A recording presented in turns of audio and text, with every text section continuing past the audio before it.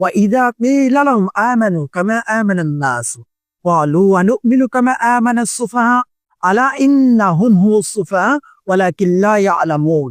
যার অর্থ যখন তাদেরকে বলা হবে তোমরা ঈমান আনো অন্যরা যেভাবে ঈমান এনেছে, তখন তারা বলবে আমরা কি সেরকম যেভাবে নির্বোধরা ঈমান এনেছে?